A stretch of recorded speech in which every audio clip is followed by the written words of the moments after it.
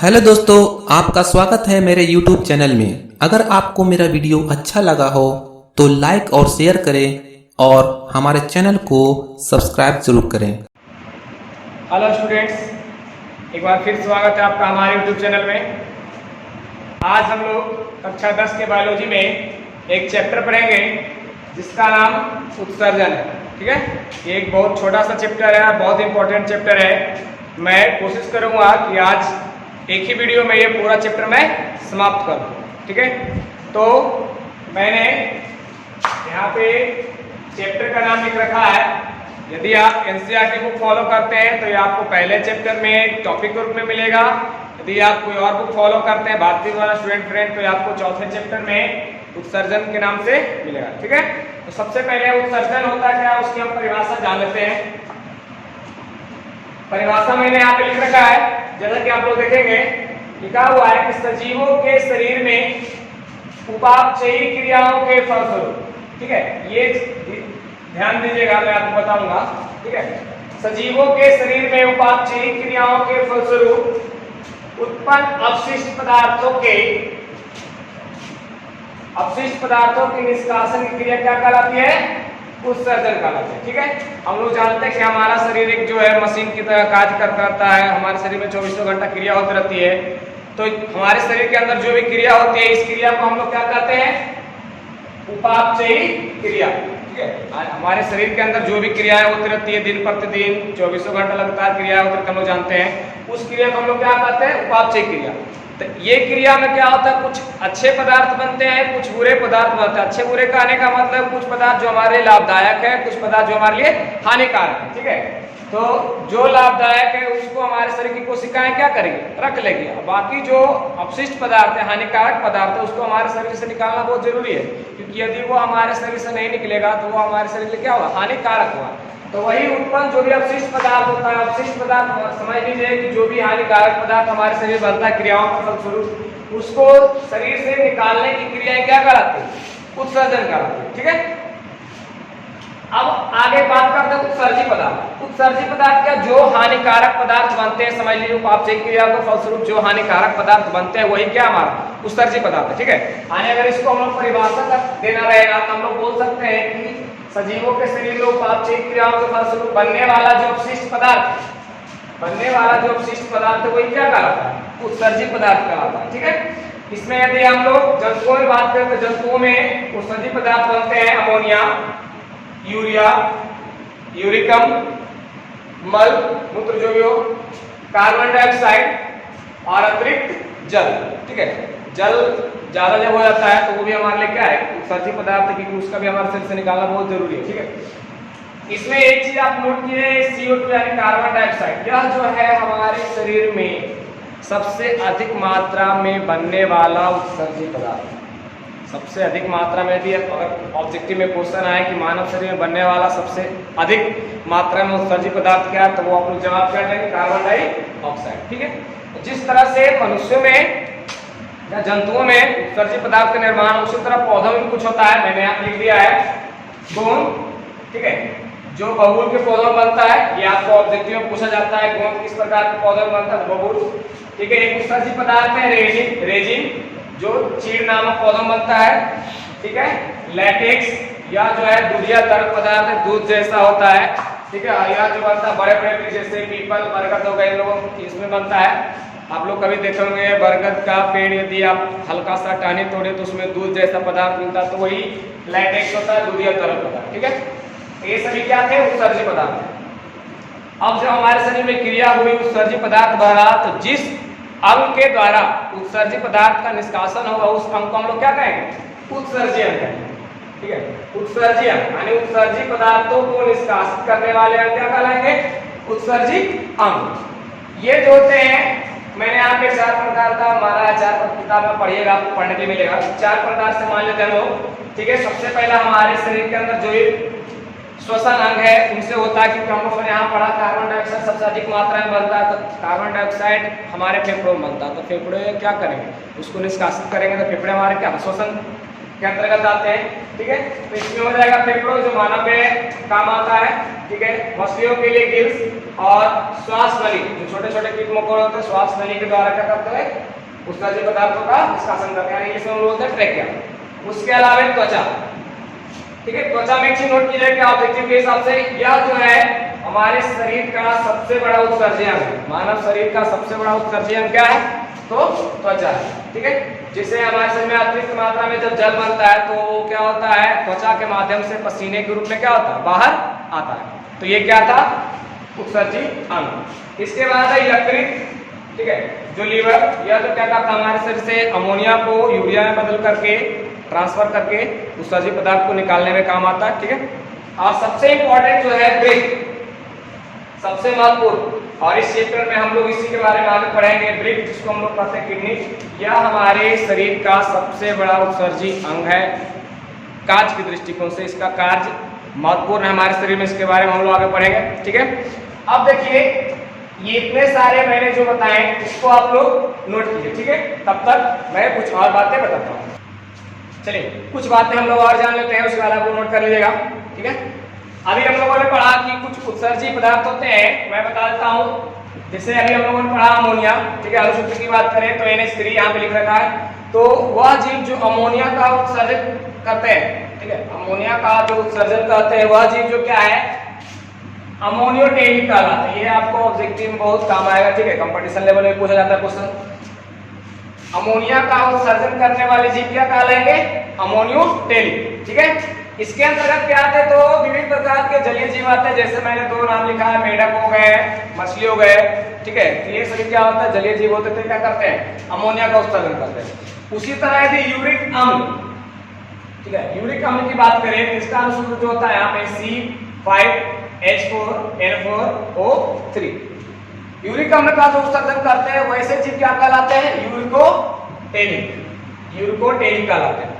इसके अंतर्गत आने वाले जीव जो होते हैं पक्षी, छोटे छोटे कीट मकोड़े, सरीसृप, सरीसृप मतलब आप समझते होंगे, ठीक है, जो रेंगकर चलते हैं। इसके बाद यूरिया, जिसका अनुसूत्र दो प्रकार से आता है, कहीं कहीं किसी बुक में आपको CH4N2O लिखा रहेगा, कहीं कहीं CON2H4 मिलेगा, ठीक है। तो आप भ्रमित मत होइएगा, ध्यान दीजिएगा। यूरिया का जो उत्सर्जन करते हैं वह जीव क्या कहलाते हैं यूरियोटेलिक। इसके अंतर्गत जो आता है मनुष्य आता है। मनुष्य कहने का मतलब जो भी स्तनधारी जीव है उनमें जो उत्सर्जन क्रिया होती है, ठीक है, जो उत्सर्जन वाले पदार्थ बनते हैं वो उत्सर्जित पदार्थ यूरिया होते हैं, और वैसे जीव क्या कहलाते हैं यूरियोटेलिक। यानी यदि बात की जाए कि मनुष्य कैसा प्राणी है उत्सर्जन के हिसाब से तो वो यूरियोटेलिक है। पक्षी, छोटे छोटे कीट मकोड़े, सरीसृप कैसे है तो वो यूरिकोटेलिक कहलाते हैं। मेढक, मछली कैसे किसके अंतर्गत तो अमोनियोटेलिक, ठीक है। चलिए तो हम लोग आगे पढ़ते हैं मानव उत्सर्जन तंत्र के बारे में, ठीक है। तो जैसा कि मैंने मानव उत्सर्जन तंत्र का डायग्राम बनाने की कोशिश की है, इसके बारे में पहले जान लेते हैं, ठीक है। मानव उत्सर्जन तंत्र का जो निर्माण होता है उसमें 4 अंग भाग लेते हैं, ठीक है, मैंने यहाँ पे लिख दिया है। सबसे पहला जो है ब्रेक, ठीक है, वो हमारे तंत्र में एक जोड़ी होता है, ठीक है, इंग्लिश में बोलते हैं किडनी। यहाँ पे आप देख सकते हैं 2 किडनी है, दायां और बायां, ठीक है। और उसके बाद एक नली होती है मूत्रवाहिनी नली, ठीक है, इंग्लिश में हम लोग यूरेटर्स बोलते हैं। वो भी क्या होती है एक जोड़ी होती है, जैसा कि आप लोग यहाँ पे देख सकते हैं, ठीक है। उसके बाद एक होता है मूत्राशय, जिसको हम लोग इंग्लिश में यूरिनरी ब्लैडर कहते हैं, उसकी संख्या 1 होती है। और एक मूत्रमार्ग, जो भी क्या होता है 1 होता है, जिसको हम लोग इंग्लिश में क्या कहते हैं यूरेथ्रा कहते हैं। ये चारों अंग मिलाकर के क्या करते हैं मानव उत्सर्जन तंत्र का निर्माण करते हैं। आप लोग यहाँ डायग्राम में देख रहे हो। अगर हम लोग किडनी की बात करें, ठीक है, तो किडनी क्या होता है मानव शरीर का सबसे प्रमुख उत्सर्जी अंग है, ठीक है, मानव शरीर का सबसे प्रमुख उत्सर्जी अंग है। यह जो होता है सेम के बीज के आकार का, जैसा कि आप लोग देख रहे होंगे जो घर में भोजन में सब्जी बनाने में सेम का बीज का देखे होंगे आप लोग का आकार, सेम के बीज का आकार सेम किडनी जैसा होता है, ठीक है। तो हम लोग बोलते हैं कि किडनी का जो आकार होता है वो सेम के बीज के आकार का होता है। यदि आकार और मात्रा में देखिए तो लंबाई जो होती है 10 सेंटीमीटर, चौड़ाई 5 से 6 सेंटीमीटर और मोटाई जो होती है 2.5 से 4 सेंटीमीटर के बीच क्या होती है किडनी की जो होती है आकार होता है, ठीक है। और इसके दो भाग होते हैं। यदि किडनी को बीच से काटा जाए तो दो भाग होते हैं। बाहरी भाग जो होता है कॉर्टेक्स कहलाता है, भीतरी भाग क्या होता है मेड्यूला कहलाता है। और किडनी में क्या होता है मैं आपको बताता हूँ, इसमें वृक्क शंकु पाए जाते हैं। ठीक है, देखिएगा थोड़ा ध्यान दिया। किडनी में जो होती है इस प्रकार की संरचनाएं होती है,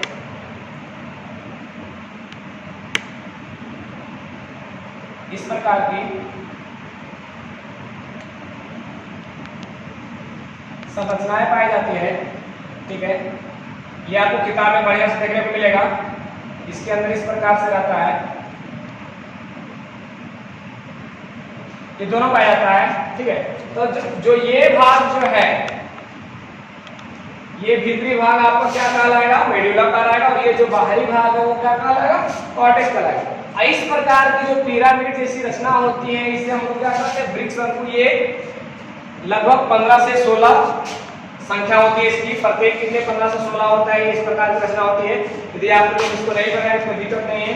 और इसके अंदर इसी के अंदर जो होती है रचना पाई जाती है, ठीक है, उससे हम लोग क्या करते हैं वृक्क नलिका, जिससे हम लोग क्या करते हैं नेफ्रॉन, इंग्लिश में नेफ्रॉन कहा जाता है, जो एक किडनी में 10 लाख, एक किडनी में 10 लाख के आसपास होती है। ठीक है, इसके अंदर। ठीक है, तो आप लोग ध्यान दिया, किडनी का कार्य का रक्त को फिल्ट्रेशन करना कैसे करता है मैं आपको बताता हूँ।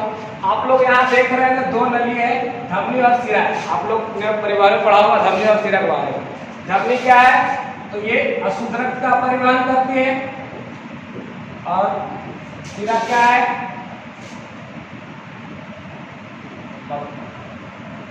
धमनी शुद्ध रक्त का परिवहन करती है और सिरा अशुद्ध रक्त का। ठीक है, तो ये क्या होता है रक्त को फिल्टर करने का काम करता है। सिरा के रास्ते जो होती है अशुद्ध रक्त जो होती है वो, मैं आपको फिर से बता देता हूं ताकि आप लोगों को समझने में दिक्कत ना हो। इस नली के रास्ते, ठीक है, अशुद्ध रक्त जो है किडनी में आता है। ठीक है, किडनी में, और वो क्या होता है दोनों साइड, बाएं भाग में और कुछ दाएं भाग में जाता है। दोनों किडनी क्या करती है रक्त को, जो अशुद्ध रक्त को क्या करती है फिल्टर करती है। ठीक है, फिल्टर करने का काम करेगा, रक्त को शुद्ध करने का कार्य करती है। ठीक है, और वो उसमें वृक्क शंकु होता है, इसके अंदर एक संरचना पाई जाती है नेफ्रॉन, जो क्या करता है इसको फिल्टर करने का काम करता है। ठीक है, उसके बाद जब शुद्ध होता है तो यहाँ से इसमें क्रिया होने के बाद कुछ अपशिष्ट पदार्थ बनते हैं। तो वह अपशिष्ट पदार्थ जो है इस रास्ते, इसमें खास करके यूरिया आता है अपशिष्ट पदार्थ के रूप में, इस मूत्रवाहिनी नली के रास्ते इसमें आकर के जमा हो जाता है। ठीक है, मूत्राशय, ये इसको इंग्लिश में यूरिनरी ब्लैडर कहते हैं, एक ब्लैडर जैसा होता है। ठीक है, इसमें आकर के जमा हो जाती है। और जो रक्त शुद्धिकरण होने के बाद जो ये यूरिया है, अशुद्ध पदार्थ है, जो अपशिष्ट पदार्थ है, वो हमारे मूत्राशय में जमा हो गई। और जब यहाँ प्रेशर बनता है, ठीक है, तो ये मूत्रवाहिनी के रास्ते क्या होता है निष्कासित हो जाता है। ये समय समय पर होता है जब इसमें दबाव बनता है। ठीक है, और यहाँ फिल्टर होने के बाद जो शुद्ध रक्त बनता है वो, ठीक है, वो इस नली के रास्ते क्या होता है निष्कासित हो जाता है, हमारे पूरे शरीर को होता है। तो जैसे आप लोगों ने देखा इस प्रकार से किस प्रकार क्रिया होती है। यदि आप लोग इसको नहीं भी दर्शाएंगे फिगर में तो कोई दिक्कत नहीं है, आप लोग ध्यान दीजिएगा। इसमें पिरामिड जैसी रचना होती है, सब लोग क्या करते हैं वृक्क शंकु 15-16 के आसपास होता है, उसके अंदर नेफ्रॉन होता है जो क्या करता है रक्त को शुद्धिकरण करने का कार्य करता है। तो अब आगे हम लोग पढ़ेंगे नेफ्रॉन, जो हमारा सबसे इंपॉर्टेंट है, एग्जाम में फिगर भी आता है, उसके बारे में समझना भी है। ठीक है, तब तक आप लेके इसको नोट कर लीजिए स्क्रीनशॉट लेकर के। तो अब हम लोग वृक्क नलिका नेफ्रॉन की संरचना के बारे में पढ़ेंगे। ठीक है, हम लोग जानते हैं कि नेफ्रॉन जो होता है हमारे वृक्क में होता है, और एक वृक्क में करीबन लगभग 10 लाख के आसपास होता है। और इसकी संरचना लगभग कुछ इस प्रकार होती है। एग्जाम में आपको आएगा कि नेफ्रॉन की संरचना को बनाना है तो आपको इसी प्रकार से बनाना पड़ेगा। ठीक है, ये सबसे सिंपल वाला है। तो हम लोग इसको कर सकते हैं, इसमें 3 तरह से क्रिया होती है, ग्लोमेरुलेशन, ट्यूबुलर पुनरअवशोषण और ट्यूबुलर स्रवण। ये क्रिया को आप लोग बोल सकते हैं वृक्क द्वारा जो है मूत्र निर्माण की प्रक्रिया, या वृक्क नलिका द्वारा ही बोल सकते हैं। ठीक है, इसमें सबसे पहले मैं आपको बता देता हूं नेफ्रॉन में क्या होता है, एक यू के आकार की आकृति होती है यानी कप जैसा होता है, जिसे हम लोग क्या कहते हैं, बोमैन संपुट कहते हैं। ठीक है, देखिए कप जैसी आकृति से हम लोग क्या कहते हैं, बोमैन संपुट।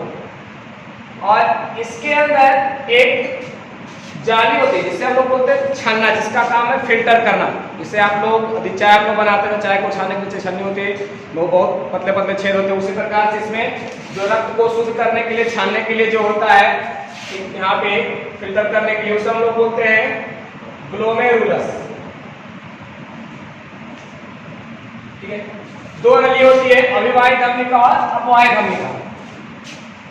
ये क्या होता है, ये आपको अशुद्ध रक्त जब हमारे किडनी में आता है, ठीक है, इस रास्ते से, इसके अपेक्षा इस नली का जो व्यास होता है वो ज्यादा होता है। इस रास्ते क्या होता है, अशुद्ध रक्त आते हैं। अशुद्ध रक्त में आपको यूरिया, यूरिक अम्ल, इस प्रकार से ग्लूकोज, अधिक मात्रा में जल सभी आते हैं।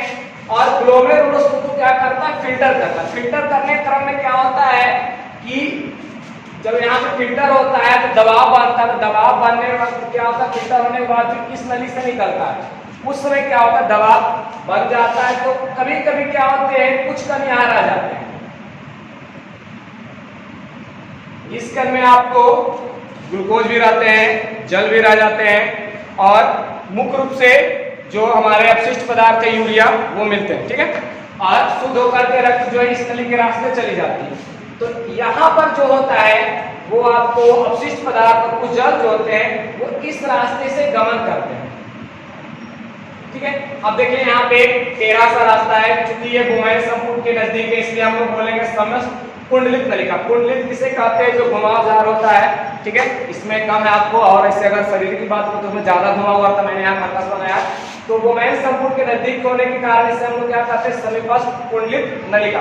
ठीक है, तो यहाँ से इस प्रकार आता है। अब देखिएगा यूरिया जो है, यूरिक अम्ल जो है वो सब क्या है, हमारे लिए हानिकारक है, उसको शरीर से निकालना है। मगर कभी कभी क्या होता है, यहाँ पे दबाव बढ़ने के कारण क्या होता है, प्रेशर बढ़ने के कारण क्या होता है कि अतिरिक्त जल जो है और ग्लूकोज भी जो क्या होते हैं इस नलिका में चले आते हैं। अब वो क्या है, हमारे लिए महत्वपूर्ण है, कोशिका नहीं चाहिए कि वो हमारे शरीर से बाहर जाए।